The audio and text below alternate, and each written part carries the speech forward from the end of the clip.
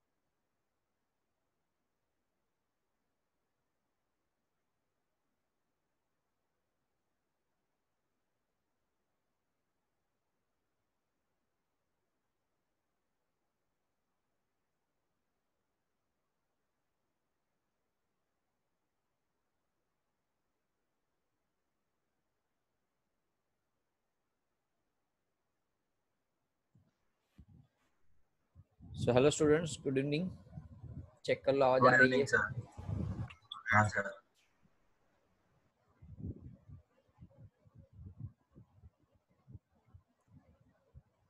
Okay चलो तो let's start the exercise sorry chapter number 2 का लास्ट ऑब्जेक्टिव 2 बचा था राइट एचसी वर्मा का. कितने स्टूडेंट्स ऐसे हैं जिसने first second third fourth chapter तक एकदम क्लियर करके रखा हुआ है, यानी कि ऑलमोस्ट हो गया फिजिक्स का 1 to 4th चैप्टर. ऑब्जेक्टिव नहीं, मैं थियरी का कॉन्सेप्ट का न्यूमेरिकल एक्सरसाइज की बात कर रहा हूँ. Rise your hand. जितने स्टूडेंट्स के 1 to 4 जितने स्टूडेंट्स ने कर दिया है उन लोगों को मैं बाद में एमसीक्यू की सीट भेजूंगा. सारे स्टूडेंट्स को कोई मीनिंग नहीं है. ओके तो एटलीस्ट मैं लिस्ट बना रहा हूँ, तो जितने स्टूडेंट्स का ये चैप्टर हो गया अच्छे से वो अपना हाथ खड़ा कर दो. Rise your hand. हाथ खड़े रखना, मैं फोटो खींच लाऊं. बाकी सारे स्टूडेंट्स फिर से एक बार कंफर्म कर लो. Rise your hand. हो गया तो ही बोलना हो, ऐसे अच्छा लगाने के लिए मत बोलना.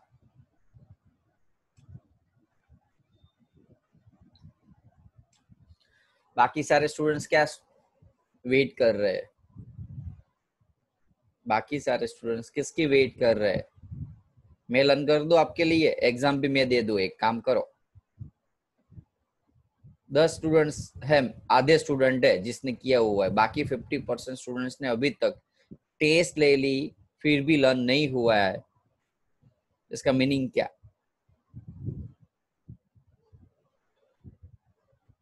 रोज का रोज को साइड में रखो। इन लोगों ने तो 3-3, 4-4 चैप्टर इकट्ठा किया हुआ है लर्न करने का। बाकी एक जितने स्टूडेंट्स ऐसा है ना जिसने अपना हाथ यानी कि नहीं किया हुआ है, उसको मैं एक गोल्डन एडवाइस दे रहा हूँ। गोल्डन एडवाइस दे रहा हूँ, छोड़ दो साइंस और कॉमर्स ले लो। ओके, छोड़ दो और कॉमर्स ले लो। क्योंकि यदि आप 4 चैप्टर अभी इनिशियली स्टार्टिंग में भी नहीं कर सकते हो तो मुझे नहीं लग रहा है कि बाकी आप कर सकोगे। बाकी के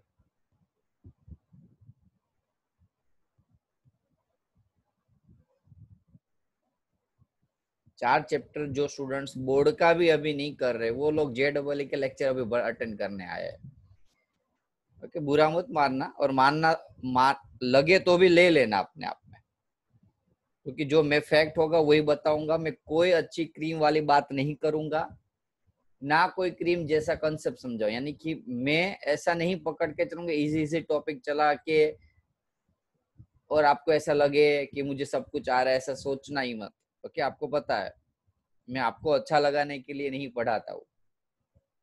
क्योंकि मुझे लगेगा कि ये स्टूडेंट्स को काम का है तो करा दूंगा मैं, चाहे हार्ड हो इजी हो, उससे लेना देना नहीं है।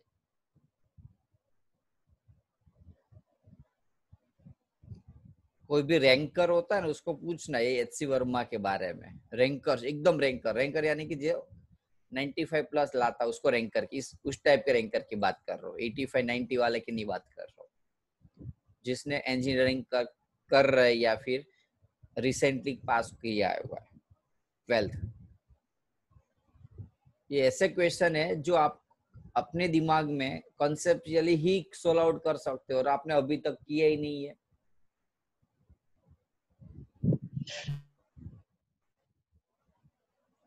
चलो लेट्स स्टार्ट।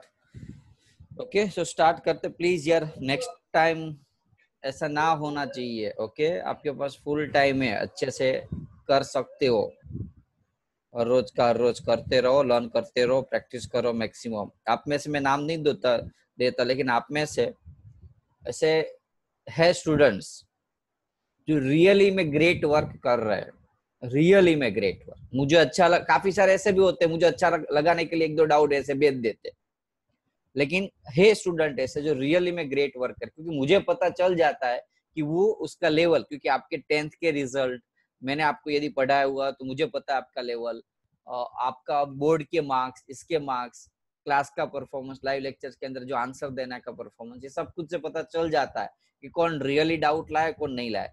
आप में से काफी सारे नहीं, बहुत कम स्टूडेंट्स, ओके, आपको पता ही होगा वो कौन कौन हो गए।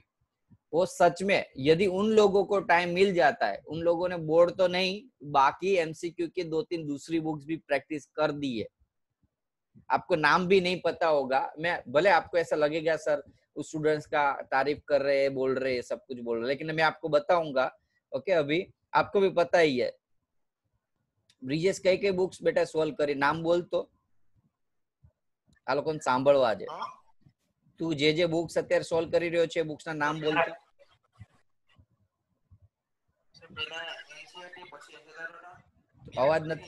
અવાજ નથી આવતો તારો બરાબર। હા બોલ હવે। हेलो हाँ बोल હવે आयो अवाज। सर पहला एनसीईआरटी કરી દે પછી એસએલઆર પછી HC વર્મા હવે ડીસી પાંડે કરો। सृष्टि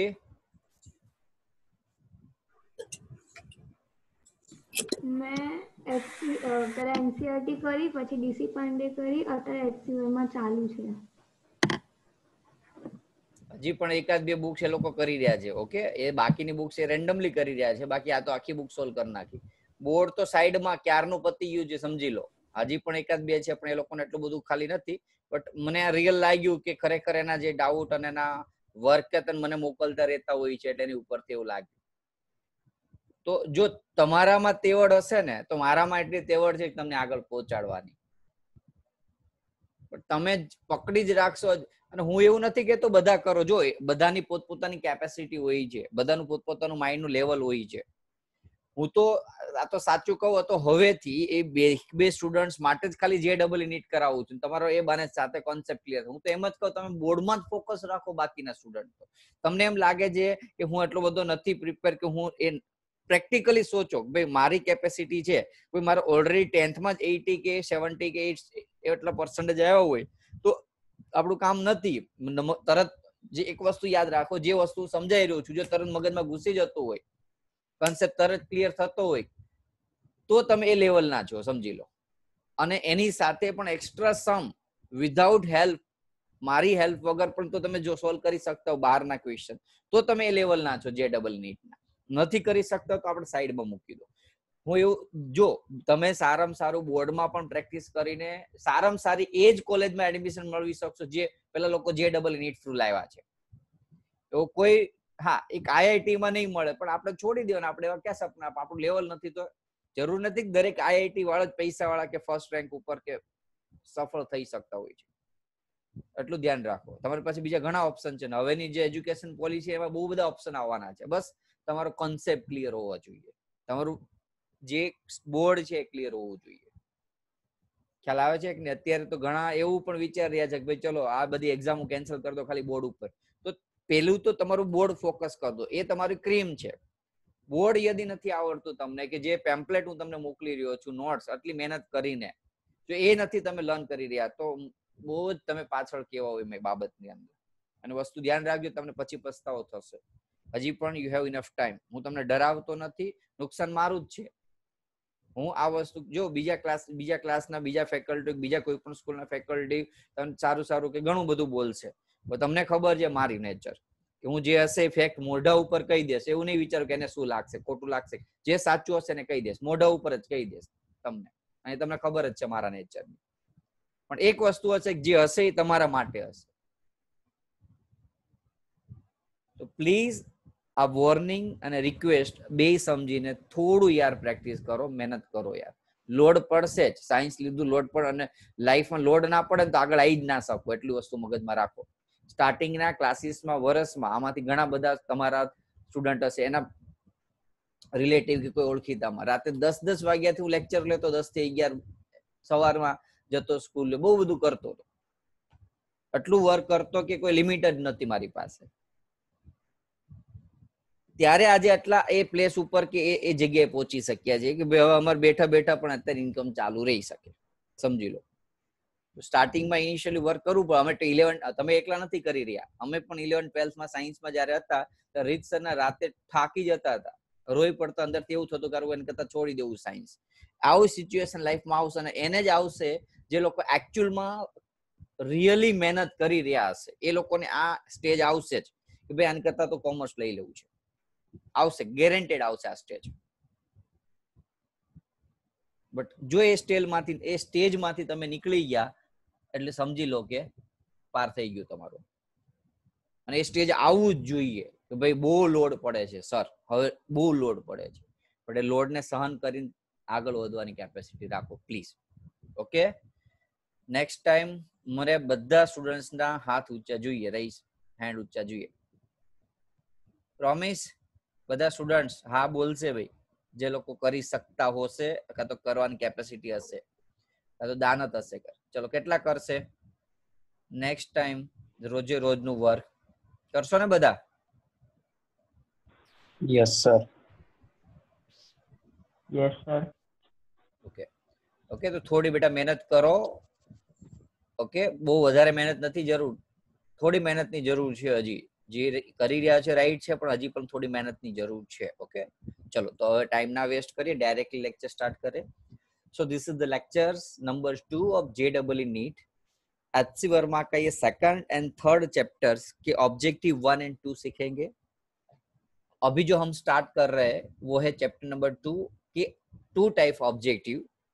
जिसके अंदर आपको दो ऑप्शंस हो सकते हैं, दो से ज्यादा ऑप्शन भी हो सकते हैं, राइट। तो फर्स्ट क्वेश्चन है the situation may be described by using the different set of coordinate axis. Different set of coordinate axis यानी कि समझ लो मैं एक्स एंड वाई एक्सिस ले रहा हूँ, एक ऐसा ले रहा हूँ तो एक ऐसा भी ले सकता हूँ, अलग अलग सेट हो सकते हैं। जरूरी नहीं है माइंड में वो मत डाल दो कि एक्स एक्सिस यानी कि हॉरिजॉन्टल, वाई एक्सिस यानी कि वर्टिकल, ऐसे भी ले सकते हो आप, ये एक्स एक्सिस और ये वाई एक्सिस, इट डिपेंड्स कर रहा है, वो तो आप रेफरेंस फ्रेम है, इट्स रेफरेंस फ्रेम, कोई भी डायरेक्शन में ले सकते हो आप।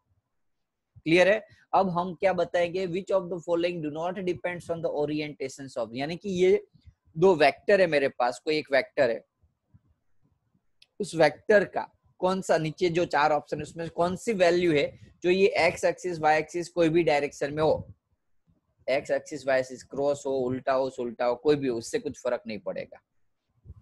If you have any idea then you can answer, but with good reasons and proper reason.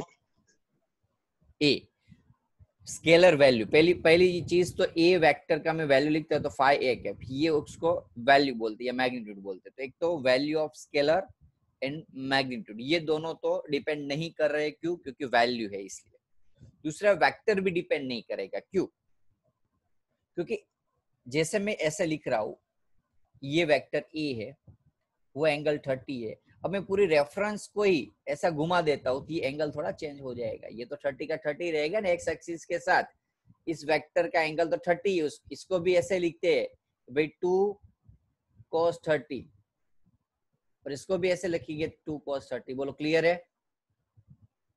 Vector का एक्स एक्सिस के साथ का एंगल थोड़ा चेंज होगा, पूरा का पूरी ये तीन चीज रोटेट हुई थोड़ी थोड़ी, जैसे पहले ऐसे सिचुएशन थी, अब वो रोटेशन कुछ इस हिसाब से थोड़ा क्रॉस हो गया, ये एंगल चेंज नहीं होगा, यानी कि वेक्टर भी चेंज होगा नहीं। अब चेंज क्या होगा, कंपोनेंट, क्यों, देखो जैसे ही वेक्टर घूमेगा तो उसका कंपोनेंट चेंज होता, देखो यहाँ का कंपोनेंट कुछ इस हिसाब से मिला, तो कंपोनेंट जो है वेक्टर का वो चेंज हो सकता है, चांसेस है।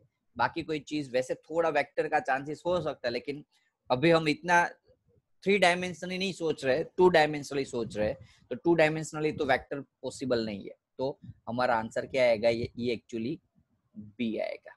ओके, कंपोनेंट पता है ना कौन से,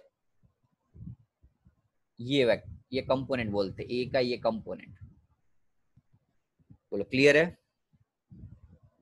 हाँ सी थोड़े कॉम्प्लिकेटेड क्वेश्चन रहेंगे, कंफ्यूजिंग वाले रहेंगे, क्योंकि ये ऑब्जेक्टिव तो होते हैं इस टाइप के क्वेश्चन जो जनरली पता भी चल जाए तो भी माइंड में थोड़ा तो कंफ्यूजिंग रहेगा आपको। ओके, मैं भी समझा रहा हूँ। फर्स्ट वाला एक बार रिपीट कर दो ना।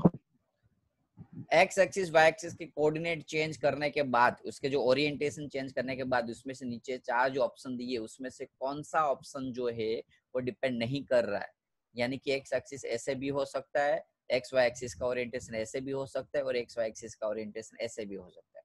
यानी कि वैल्यू चेंज करने से, एक्स और वाई एक्सिस का रेफरेंस फ्रेम पूरा चेंज करने से वैल्यू चेंज नहीं हो सकती, क्योंकि ये तो हमने एज यूजुअली लिया था रेफरेंस फ्रेम। रेफरेंस फ्रेम कोई वैल्यू नहीं है, ये तो अब अपना कुछ समझाने के, वेक्टर को एक डिस्क्राइब करने के लिए ले रहे एक्स्ट्रा चीज है, उस जो चीज एक्स्ट्रा हम एज्यूम कर रहे हैं उससे उस वैल्यू के ऊपर कोई फर्क नहीं पड़ना चाहिए। तो वैल्यू के ऊपर कोई फर्क नहीं पड़ेगा, मैग्नीट्यूड के ऊपर नहीं पड़ेगा, वेक्टर के ऊपर भी नहीं फर्क पड़ेगा, फर्क किसके ऊपर पड़ेगा, तो कंपोनेंट के ऊपर खाली। ओके, क्योंकि ये 3 के ऊपर तो फर्क पड़ ही नहीं रहा है, उतना तो हमारे पास रीजन है। अब इसका थोड़ा सा रीजन नहीं है, लेकिन इतना कॉमन सेंस यूज हो सकता है कि इसको मैं कंपोनेंट ड्रॉ करूं, इसका कंपोनेंट ड्रॉ करूं, अब ये वेक्टर ऐसा है तो इसका कंपोनेंट ड्रॉ करूं, तो वैल्यू थोड़ी थोड़ी चेंज हो जाती है। So that's why B is the correct answer. Okay sir B કેવી રીતે આવશે? ડઝ નોટ ડિપેન્ડ પૂછ્યું છે ને? हाँ, तो कंपोनेंट डिपेंड ना करे ने।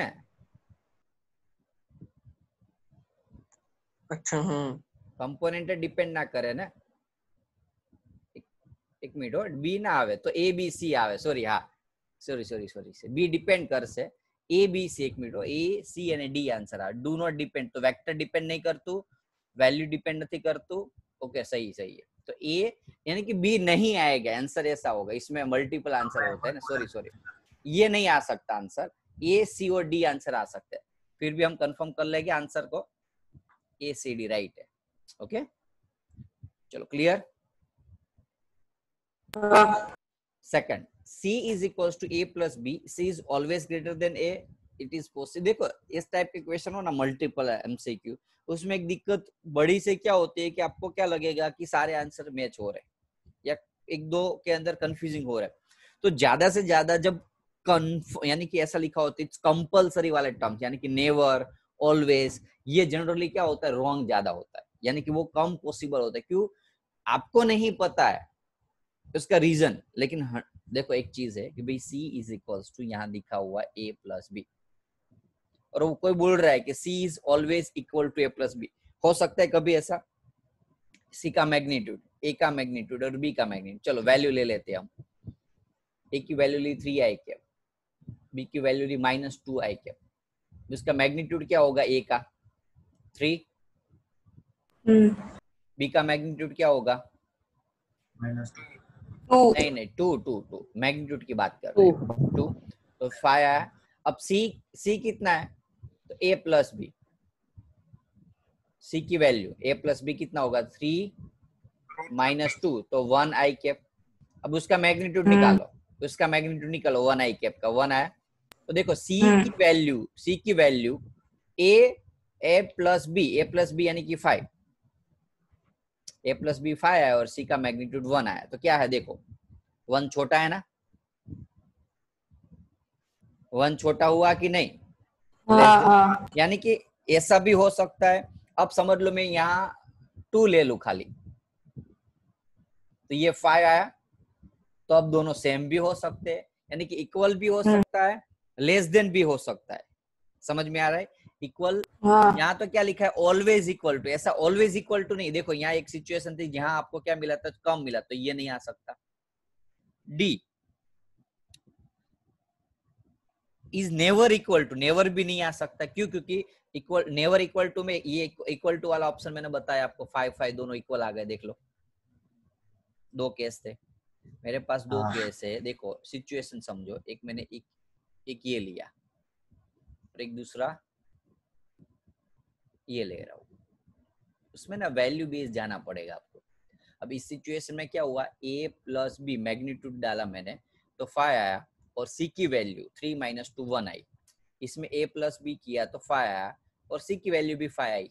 देखो तो इक्वल भी आ रही है, लेस देन भी आ रही है, तो ये दोनों तो हो नहीं सकते ऑलवेज नेवर वाले। तो अब इज ऑलवेज ग्रेटर देन कभी भी नहीं आएगा, ज्यादा से ज्यादा मैक्सिमम आ सकता है।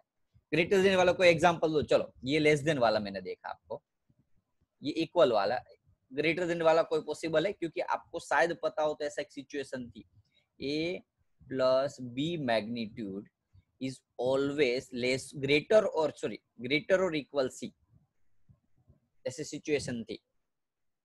ये एक स्टेटमेंट याद रखना कि कोई भी चीज का मैग्नीट्यूड का एडिशन, उसके एडिशन का मैग्नीट्यूड से ऑलवेज इक्वल हो सकता है या तो लेस देन हो सकता है, यानी ग्रेटर देन हो सकता है। तो C जो है वो A प्लस बी है। ऐसा कोई ऑप्शन आपके पास है माइंड के अंदर कि भाई A और B का एडिशन करूं मैग्नीट्यूड का और वो C उससे ज्यादा हो, ऐसा है पॉसिबल कभी? नो सर, नहीं हो सकता है। ज्यादा से ज्यादा क्या हो जाएगा? एडिशन हो जाए। एडिशन से बड़ा तो कुछ भी नहीं हो सकता ना। हमने एडिशन तो किया, दोनों सेम वैल्यू ली, तो जब दोनों सेम मैग्नीट्यूड सेम साइन वाले वैल्यू लेते हैं, दोनों पॉजिटिव तब इक्वल आता है। लेकिन ग्रेटर देन तो आ ही नहीं सकता। ए C की वैल्यू ग्रेटर देन कभी नहीं हो सकती, यानी कि ये भी रॉन्ग है। तो बच्चा कौन सा? B। अब वो भी हम कंफर्म कर लेते कैसे? तो C लेस देन A मिला, देख लो C था, वो यहाँ क्या मिला? 1। C की वैल्यू क्या मिली? 1। A की वैल्यू क्या थी? 3। तो 1 जो है 3 से लेस देन है, तो ये आ सकता है B वैल्यू। क्लियर? हाँ सर। ओके, ये दिमाग का खेल है सारे ऑब्जेक्टिव 2 टाइप्स। दिमाग का यानी कि थोड़ा लॉजिकली वैल्यू बेस्ड सोचना होगा आपको। चलो third number, let the angle between the non zero A and B, दोनों के बीच का एंगल 120 डिग्री दिया हुआ है। रिजल्टेंट C, फॉर्मूला बोलो रिजल्टेंट का, एंगल वाला। Root A square plus B square plus under root A square plus B square plus 2AB cos theta. 2AB cos theta. चलो डाल दो वैल्यू। वैल्यू तो है नहीं, एंगल तो है cos 180 की वैल्यू बोलो मैथ्स वाले। अब बायोलॉजी वाला ऐसा टेंशन मत लो, ऑलरेडी मैंने समझा दिया है आपको। -1 ओके, ना पता चले तो 180 में से 60 माइनस होता है, तो 60 की जो वैल्यू होगी वो आपकी 1 cos 180 120 की वैल्यू होगी। ओके, तो cos 60 कितना होता है? 1/2 1/2 आती है ना, 1 - 1/2 1/2 लेकिन -1/2 120 है इसलिए। अब बायो वाला ध्यान दो, चलो मैं आपको बता देता हूँ। ना पता चले तो इसको साइन में कन्वर्ट कर दो। साइन कितना होगा? साइन में तो नहीं, क्योंकि 90 सर से, हाँ, ऑल एसटीसी से याद रखो, ऑल एसटीसी। अब कोस एक फॉर्मूला है, कोस 180 यानी कि कोस पाई माइनस थीटा मैथ्स के अंदर आता है। मैं यदि बायो वाले स्टूडेंट से उसको मैं एक चीज बता रहा हूँ, मैथ्स के जो बेसिक फॉर्मूला फिजिक्स के अंदर यूज होते हैं वो याद रख लेना, बाद में ऐसे ऐसे सम में हर बार दिक्कत ना हो। कोस पाई माइनस थीटा, पाई यानी कि ये, माइनस थीटा यानी कि सेकंड क्वाड्रेंट में कोस क्या होता है? माइनस। चलो वो तो पता चल गया। अब पाई यानी कि 180, थीटा कितना दिया? 120, 120 तो 180 माइनस 120 कितना आएगा? 60।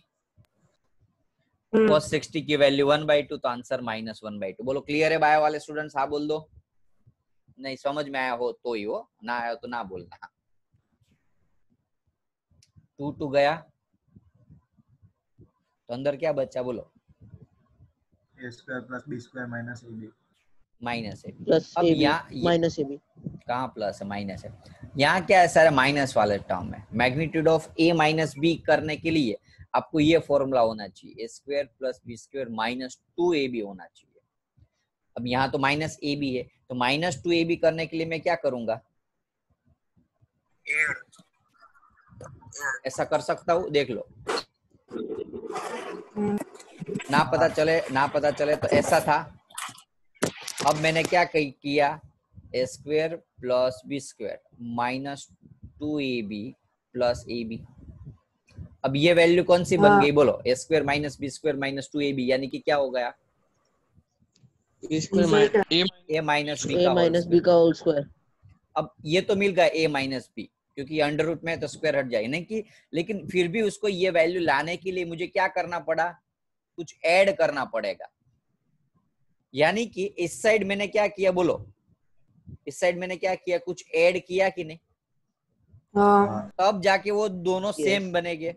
इसको यानी कि अब समझ लो, इसको मुझे A माइनस बी लाना है, तो ये वैल्यू, इसको मुझे A माइनस बी लाना है, तो ये वैल्यू कौन सी होगी बोलो? छोटी होगी तो ही ऐड करना पड़ा ना मुझे, ए बी। अब ये वैल्यू छोटी है, उसका मीनिंग ये C जो है वो बड़ा होना चाहिए इस साइड वाली, तो C जो है वो क्या होगा? ग्रेटर देन होना चाहिए। तो आंसर में C must be greater than हमारा आंसर आएगा। क्लियर है? थोड़ा कॉम्प्लिकेटेड है समझना, लेकिन ट्राई करो भी। मेरे पास एग्जांपल फॉर, चलो मैं बात करता हूँ। ये यहाँ 150 और यहाँ 100 है। मुझे यहाँ 150 लाने के लिए मुझे क्या ऐड करना पड़ा? 50 ऐड करना पड़ा। तो ये 100 को आप समझ लो A माइनस बी, और उसमें मुझे ऐड करना पड़ेगा क्या? 50। इसका मीनिंग क्या हुआ कि ये 150 को समझ लो C है, तो C जो है वो A माइनस बी से क्या है? बड़ा है। बोलो अब कॉन्सेप्ट क्लियर? पक्का है ना? जबरदस्त question. Fourth, x component of the resultant several vector. एक मिनट आंसर कंपेयर करते जाओ। सर એમાં આન્સર શું હતો? थर्ड का C, एक मिनट वही कंफर्म कर रहा हूँ। થર્ડ માં डी पर नहीं आवे? एक मिनट वही कंफर्म कर लो बेटा, एक मिनट। थर्ड में C છે બેટા, D કયો આવશે? ઇક્વલ ટુ મે બી તો થાય જ ને બેટા, કઈ રીતે થશે? આ તો ફિક્સ વેલ્યુ છે ને? ના સર ક્વેશ્ચન हेलो, ये मे बी છે બેટા, મે બી ના થઈ શકે ને ક્યારે? આ તો ફિક્સ જ છે કે ભાઈ a માઇનસ b એમાં એડ કરવું જ પડશે, બીજો કોઈ ઓપ્શન જ નથી. આ તો ફિક્સ વેલ્યુ સાથે જ આપણે એટલે મસ્ટમાં જ આન્સર આવશે. ઓકે, મેં ના આવી શકે કારણ કે એ ઇક્વલ ટુ તો કોઈ સંજોગોમાં ઇક્વલ ટુ ક્યારે થાય ખબર છે? જ્યારે એંગલ થીટા છે ને એ 90 હોય તો થા. હા, એક ટાઈમે અહીંયા 120 ની જગ્યાએ એંગલ 90 આપેલો હોત ને તો ડી આન્સર આવત. તો પછી એમ મે નહીં, must be equal to a minus b થઈ જાત. તો પછી ખ્યાલ આવી ગયો? તો સર અહીંયા a અને b હરખા હોય ને, a અને b હરખા હોય તો એ ડી ઓપ્શન આવે એમ કહો. a અને b સરખા હોય તો, હા ઇક્વલ હોય, પણ એવું ક્યાં દીધું નથી ને. એટલે મેં આન્સર આવી શકે એમ કે છો ને. એક મિનિટ, a અને b સરખા હોય ને, a b તો એ ના આવે ને બેટા, અહીંયા પ્લસ થઈ જશે પછી. એટલે a માઇનસ b ના થઈ શકે, તો પોસિબલ જ નથી કોઈ સંજોગોમાં. ઓકે, ઇક્વલ નથી પોસિબલ કોઈ સંજોગોમાં, કારણ કે મેં ટ્રાય કર્યો. જો 90 લેસ ને તો ઇક્વલ તો ના જ થાય, જસ્ટ બીકોઝ અહીંયા શું થશે, a square plus b square plus 0 થઈ ગયું. તો a square plus b square એટલે a પ્લસ b તો ના થઈ શકે ને, કે a માઇનસ b પણ ના થઈ શકે. એટલા માટે એમ નહીં. હા હા, થીટા 120 ડિગ્રી અને a અને b હરખા હોય ને તો એમ કહું છું. થીટા 1 ડિગ્રી, ચલો થીટા 120 120 રાખ્યું, a અને b સરખા હોય તો કઈ રીતે થાય? જો a b a square plus b square શું થઈ જાય? a સ્ક્વેર શું થાય? એક કામ કરું, સાઈડમાં લખું, under route a square 2a square minus a into a square. ખ્યાલ આવ્યો? હવે a થાય, અહીંયા તો આપણે a માઇનસ b લાવવાનું છે. ખ્યાલ આવી ગયો? હા હા, ખ્યાલ આવી ગયો? સોલ્વ કરી જો એટલે તને આઈડિયા આવી જશે. હા. આપણે આન્સરમાં a માઇનસ b જોઈએ છે, તો આપણે ચલો a b ઇક્વલ મૂક્યા ને, કાં તો a આવી શકે, કાં તો ચલો b આવી ગયો, a અને b ઇક્વલ છે તો આન્સર a કા આવી શકે, કાં તો b આવી શકે, a માઇનસ b ના આવી શકે. ક્લિયર? ચલો, fourth number, x component of the resultant several vector is equal to sum of the x component of. Okay, पहले तो एक काम करो, मैं जो है ना, मैं वाले आंसर अभी आगे एक काम, इसको है ना आगे के टॉपिक के साथ ही कंपेयर करो कि भाई मैग्नीट्यूड होता है ना, उसका एडिशन. यहाँ क्वेश्चन समझो, x component result vector is equal to the sum of the x component of the vector resultant vector a. Yes, आ सकता है. कैसे? चलो, a कंपोनेंट लिया मैंने 2i cap 3j cap, b component लिया मैंने 1i cap plus 5j cap, addition किया, रिजल्टेंट वेक्टर. बोलो इसका क्या होगा? 2 + 1 3i cap plus 5 + 3 8j cap. तो x component of the resultant of the several vector, यानी कि इसका x कंपोनेंट क्या मिला मुझे? 3. वो कितना है? तो जो सेवरल वेक्टर, ये दोनों वेक्टर है a और ये दोनों वेक्टर a एंड b, उसके x कंपोनेंट के वेक्टर का एडिशन जितना ही मिला ना, 3 जितना ही मिला, देख लो, दोनों सेम ही हो जाएंगे. ये आ सकता है. अब may be smaller than sum of the magnitude, तो एक चीज माइंड में डाल दो, स्मॉलर आ सकता है, इक्वल आ सकता है, ग्रेटर देन नहीं आ सकता. वो अभी मैंने ऑलरेडी आगे समझा दिया. क्लियर ना? Resultant vector, addition vector, addition का वेक्टर, इसका मीनिंग ये मेरे पास दो वेक्टर है a एंड b, तो मैं a प्लस b का रिजल्टेंट वेक्टर जो है वो रिजल्टेंट वेक्टर है वो ऐसा हो सकता है. याद रख लो, बहुत आईएमपी चीज है ये. लेकिन इसका रिजल्टेंट वेक्टर ग्रेटर देन नहीं हो सकता बाकी के रिजल्टेंट वेक्टर के एडिशन से. ये नहीं पॉसिबल है. Concept clear? हाँ. सम ऑफ द टू मैग्नीट्यूड, ये दोनों का मैग्नीट्यूड, ये एडिशन का मैग्नीट्यूड, तो ये नहीं हो सकता कभी. ये हो सकता है का तो इक्वल हो सकता है, का तो लेस देन हो सकता है, ग्रेटर देन नहीं हो सकता. चलो, fifth number, magnitude of the vector product of the two vector a and b may be greater than ab. Vector product यानी कि क्या होगा? a क्रॉस b क्या होता है? ए बी साइन थीटा होता है ना. हाँ सर.